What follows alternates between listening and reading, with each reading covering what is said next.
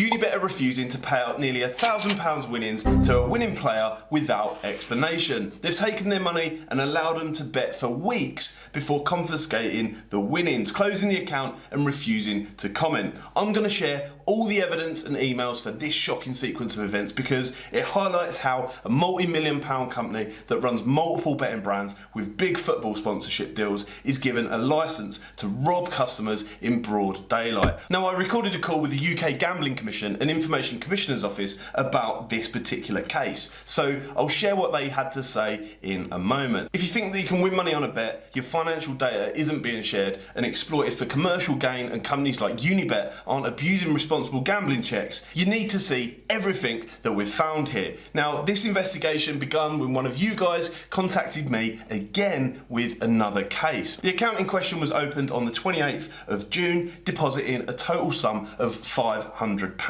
The whole process was really quite simple, took a matter of minutes, and Unibet were quite happy with that at this point in time. They didn't request any additional documentation from the customer for doing so.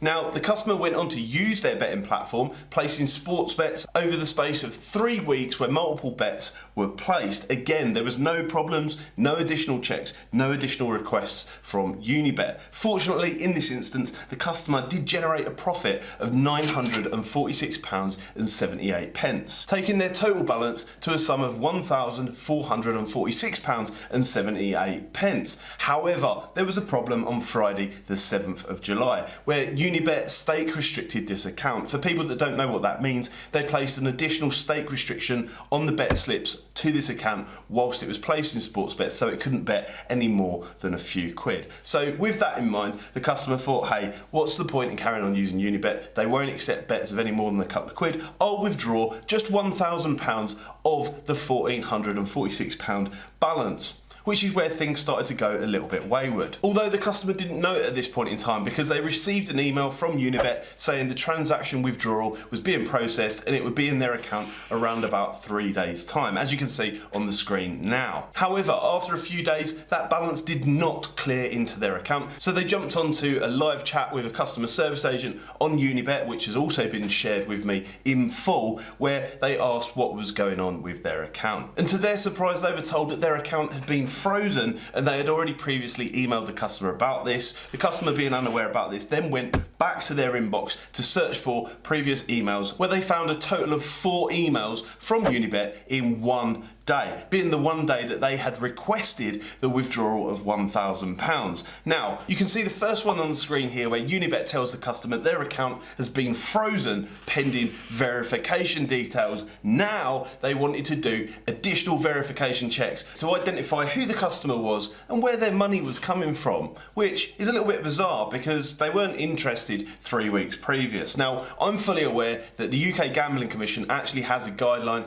that says that operators should not do this. They say on their website that players must not be asked for information at the point they request a withdrawal from their account if the operator could have reasonably asked for this information at an earlier time. Surely 3 weeks and 500 quid's worth of deposits was enough. So I called the Gambling Commission to see what they would suggest doing, where they told me that you should submit all your documents and financial data to Unibet and then pass it on to them afterwards, where they'll take a look. Presumably they're not really that bothered because, as they told me on their website, there is no cases where an operator has been fined or sanctioned for this kind of behaviour. On top of that, I told them that there's the additional problem that once you send your financial data and bank statements to this company, they're going to go down your bank statements, find another operator that you may have bet with, and then refuse to pay out your winnings because you have been betting elsewhere. The GC rep said to me that that is not a reason for them not to pay out. I draw you to Unibet's term 5.4, where they say that they don't have to pay out if Unibet becomes aware that an account holder has played at any other online gambling site or service. Which of course raises another question: how are they even supposed to find out if you've been playing with another betting site?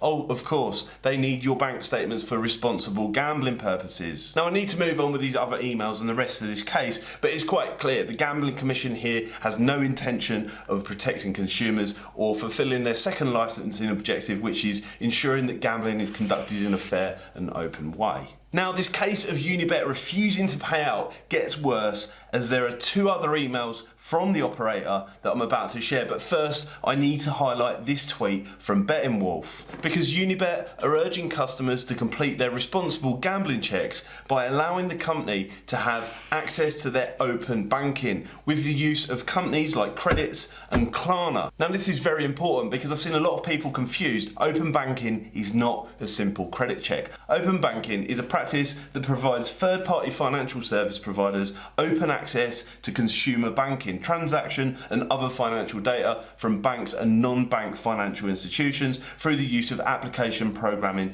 interfaces. In layman's terms, you're giving Unibet, Credits and Klarna full access to your banking records. Who's Klarna, I hear you say? Oh, they would be a financial services company that provide credit-based products such as buy now, pay later, with APR of no more than 18.99%. And according to Money Saving Expert, they'll also share your financial data with two other third-party companies such as Experian and TransUnion. So in summary, Unibet have teamed up with Klarna, a payday loan style company, to share your personal financial data and potentially lots of gambling addicts' financial data for responsible gambling reasons. Just how responsible that is questionable. Now, on my phone call, I highlighted this with the Gambling Commission, and they turned around and said to me, we're prescriptive in what operators need to ask for, not prescriptive in what they can't ask for. You need to talk to the Information Commissioner's office. So I did. I called them too, and the rep from the ICO said to me, when a company asks you for your financial data like this, they need to give you the reason that they're asking and make sure that the request is reasonable. I asked her if she thought it was reasonable that a gambling company was asking for extra documentation just because you wanted to withdraw, and she said no. The ICO is interested in an instance like this, so please submit a complaint to the ICO if you experience it. Now, looping back to the original case of Unibet refusing to pay out, there's a couple of emails that I haven't showed you yet. The next one was an email on the same day of withdrawal where Unibet said, we have cancelled your withdrawal request for £1,000, swiftly followed by another email that said that the security team have taken a decision to permanently close your account under terms 5.4 and confiscate all winnings. To reiterate, this customer's deposit money was being returned to them, but not the winnings. So we looked at the terms and conditions 5.4, and what did we find? This particular point here, Unibet reserves the right at any time and at its reasonable discretion to close a Unibet account and or void any bets or stakes and or withhold a Unibet account balance including any deposits